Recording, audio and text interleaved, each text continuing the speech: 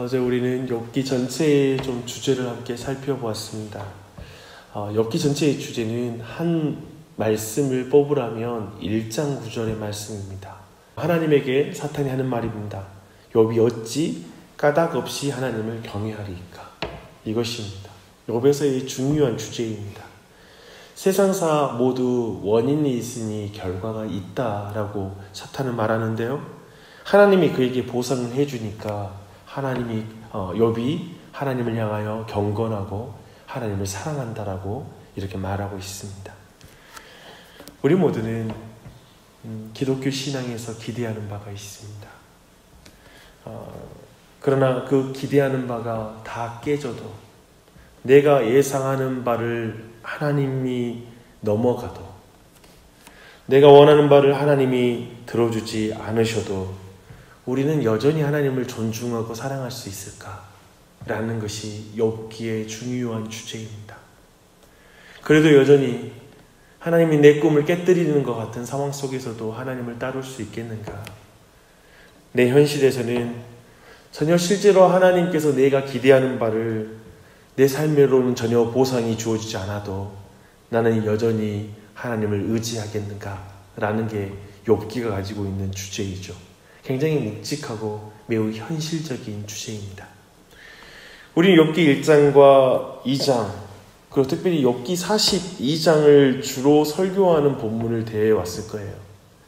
그래서 대부분 욥기를 거의 설교하는 것을 듣지 못할 뿐만 아니라 욥기 안에서도 몇몇 특정한 본문으로만 설교하는 것을 많이 들었습니다. 특별히 오늘 통독 말씀 4장 말씀, 3장 말씀부터 시작해서부터는 우리는 하나님께 버림받았다고 생각하는 반지혜적이고 반신앙적인 그리고 반경건주의적인 탄식, 욥의 탄식을 우리는 만나게 됩니다. 3장 1절에 딱 보면 욥은 입을 열어서 자신의 생일을 저주합니다. 우리가 볼 때 너무 불편하게 보이는 그러한 탄식이 계속 이어지게 되죠. 그래서 사실은 욥기 1장과 2장, 42장만 본 사람은 너무나 이 본문을 대할 때 당혹스럽습니다. 너무나 불경건하게 보이고 그리고 너무나 반항적이고 거친 그런 욥을 만나기 때문에 그렇습니다. 욥이 탄식하고 새 친구가 그것에 대해서 반박하고 꼬리에 꼬리를 무는 그 논쟁, 대화, 그것이 3라운드에 거쳐서 진행이 됩니다. 우리는 이 장면에서 신앙이 좋다라는 게 뭔지에 대해서 한번 고민하게 됩니다. 우리는 신앙이 좋다라고 생각할 때 우리는 어떠한 반항적인 말, 거친 말, 그리고 정말 하나님 앞에 원망하듯 하는 말, 불평하는 말, 이런 것들은 신앙이 좋지 않다, 긍정적인 말을 해라, 아무런 어떠한 불신의 말을 해서는 안 된다, 그것이 신앙이 좋은 것이다 라는 것이 익숙했던 사람의 마음에서는 욥의 기도를 보면, 욥의 탄식을 보면 전혀 따라할 수도 없고 이건 말도 안 된다는 생각 때문에 아마도 그 모든 내용들에서 중요하게 하나님이 말씀하신 내용들을 많이 놓치고 있지 않나 생각됩니다. 하지만 욥기를 깊이 보려면 사실 3장부터 정말 우리가 기존의 설교를 듣지 않았던 욥의 탄식의 그 내용에 깊이 들어가야 됩니다. 우리는 오늘 그 말씀을 보는데요. 4장과 5장은 엘리바스의 첫 번째 욥을 향한 반박의 말씀, 그 말이 나오게 됩니다. 아마도 그는 세 친구 중에 가장 연장자였던 것으로 보입니다. 또 그리고 그는 특별히 경험이 많은 사람이었습니다. 나이가 많다라는 것, 우리가 그것을 존중하는 것은 인생의 여러 일들, 내가 경험했을, 젊은이들이 경험했을 내용들을 충분히 그도 경험했을 거다라는 것 때문에 우리가 어르신들을 존중하게 되죠. 특별히 12절 이하에 있는 말씀을 미루어 짐작하는데 그는 초월적인 하나님에 대한 신비한 체험을 가진 사람이었습니다. 체험적 지식을 갖는 것만큼 강력한 그리고 설득력 있는 지식이 어디 있겠습니까? 그런데 그는 욥이 지금까지 연약한 사람들과 고통을 받고 있는 사람들을 어떻게 위로했는지를 먼저 말합니다. 그리고 그가 어떻게 사는 사람들에게 힘을 주었는지를 회상시킵니다. 너 예전에 다른 사람을 위로하고 지금 너처럼 어려운 일을 당한 사람들을 돕는 자였지 라고 말하죠. 그러나 이제 너가 심한 고난을 당함으로 지금까지 그토록 믿고 의지하던 경건과 의로움은 지금 어디 있는 거니? 왜 너 그렇게 하나님께 원망하고 너의 생일을 저주하고 그러니? 라고 이렇게 먼저 묻습니다. 사실 이것은 엘리바스가 욥에게 믿음과 소망을 더하고 싶어서 위로하고자 하는 그런 말이었습니다. 너 예전에 안 그랬잖아. 다시 예전에 그 너의 마음 그 중심으로 돌아가야지, 이런 말입니다. 궁극적으로 의인은 망하지 않으며 정직하지 않은 끊어지지 않는다라는 믿음의 기초에서 엘리바스는 욥을 위로하고 있습니다. 엘리바스의 이 위로의 신학적인 기초는 씻는 대로 거둔다, 인과응보의 원리로 그에게 위로하고 있습니다. 하나님은 의롭고 선하시며 인간의 선은 반드시 보상을 받게 돼 있다라는 것이죠. 그런 의미에서 인간의 악 또한 심은 대로 분명히 그 악에 대한 징계를 받게 돼 있다라고 말하는 것입니다. 성경은 분명히 이 사실을 말하고 있습니다. 그러나 인간의 입장에서 볼 때 우리는 우리에게 가장 선한 것이 무엇인지 항상 알지 못합니다. 그리고 하나님께서 실질적으로 이 세상을 정말 선으로 통치하시는가? 그리고 참으로 공의로 통치하시는가에 의문을 제기할 수 있는 그런 삶의 정황들과 환경들은 너무나 많습니다. 오히려 우리는 이 세상을 볼 때 하나님의 그 선하심과 모순되는 상황들을 더 많이 목격하게 됩니다. 이런 하나님의 선하심과 신비를 그저 아주 단순한 신학적인 논리, 인과응보의 원리, 심는 대로 거두는 거야 라는 원리로 모든 것을 그 안에, 이 상자 안에 넣어서 평가한다라는 것은 너무나 단순하고 편협하다라고 볼 수 있을 것입니다. 근데 엘리바스의 시도가 그것입니다. 엘리바스는 욥, 내가 고난을 당하고 있는 것은 너가 불의를 심었기 때문이야. 너가 죄지어서 이렇게 된 거야. 그러니 네 생일 저주하고 그러지 마. 하나님께 뭔가 원인이 있는 것처럼 그렇게 불경건하고 그렇게 반신앙적이며 그리고 그런 반항적으로 그렇게 말하지 마. 너무 귀에 거슬린다. 마치 이렇게 말하는 것입니다. 이것은 옳은 신학적 원칙을 그릇된 방식으로 적용하는 그런 예이기도 합니다. 엘리바스는 그 말을 하면서요, 또 아주 강력하게 근거를 말해요. 자신이 겪은 신비한 체험으로부터 욥을 향한 자신의 그 위로, 인과응보의 원리에 대한 확신을 더 강하게 말해요.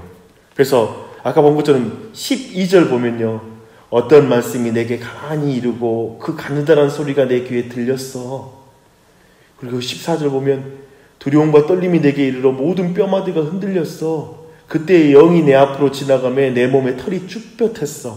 그러니까 지금 내가 하는 말, 이 인과응보의 원리는 내가 신비체험 가운데 하나님께 직접 들은 말이야. 마치 이렇게 말하고 있는 것입니다.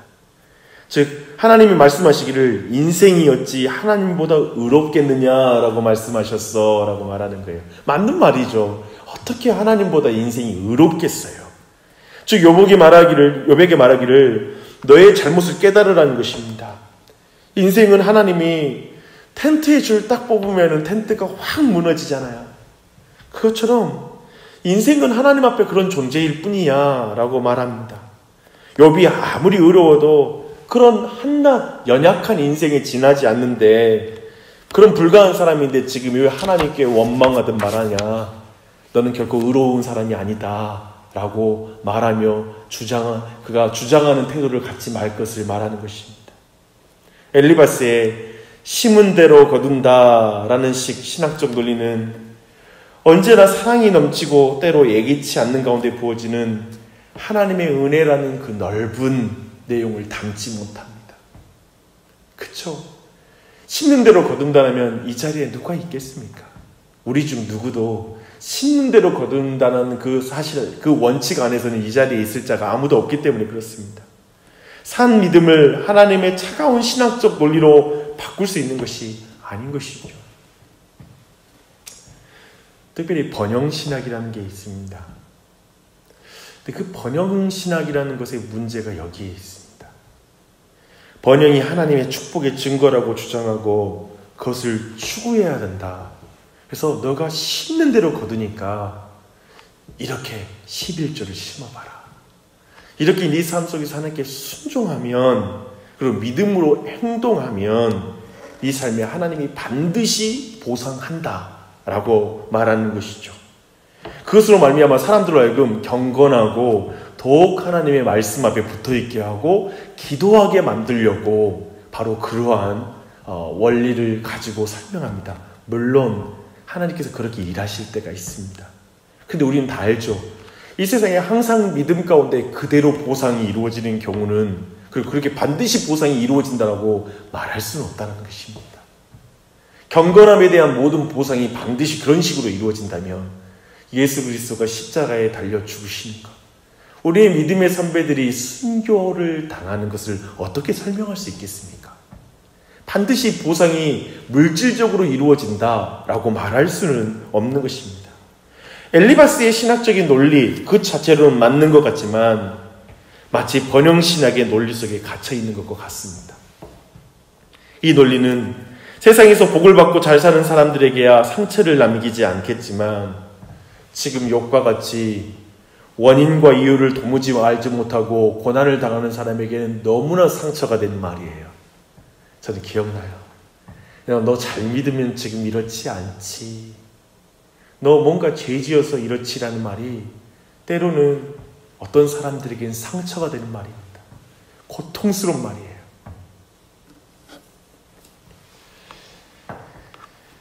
이런 말이 있더라고요. 지식은 무엇을 말하는지를 아는 것이고 지혜는 언제 그것을 말하는지 아는 것이다. 그런 영어 문장을 읽었습니다. 좀 더 엽기는 우리를 깊이 데려가죠.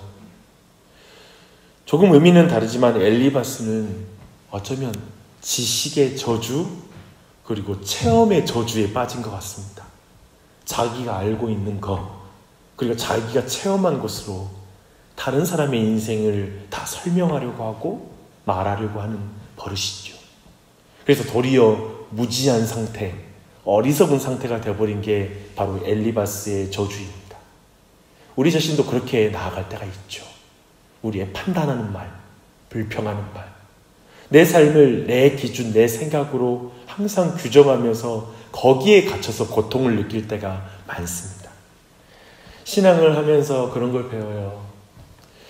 내가 아는 하나님 너머에 계신 하나님을 알아야 하는구나. 끊임없이 만나가야 하는구나. 라는 생각이 듭니다. 사실 하나님은 끊임없이 내가 하나님은 이런 분이야.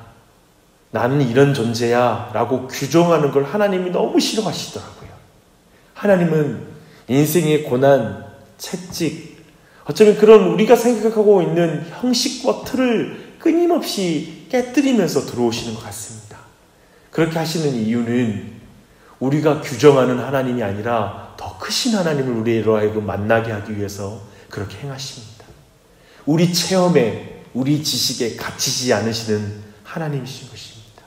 사실 욥의 인생 깨졌잖아요.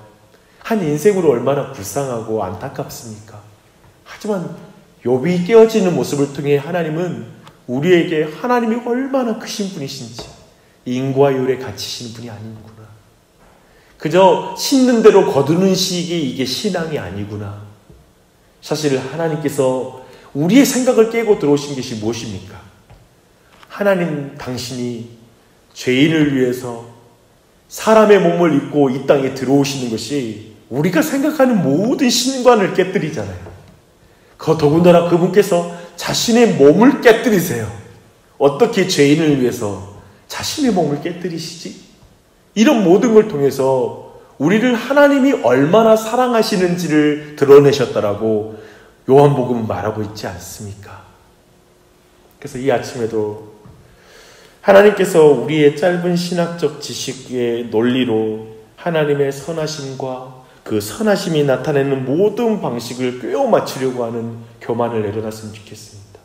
혹시 요즘 내 삶이 내 생각대로 안 되고, 그리고 내가 정말 원하는 대로 안 되어서 하나님 왜 이렇게 선하지 않으세요?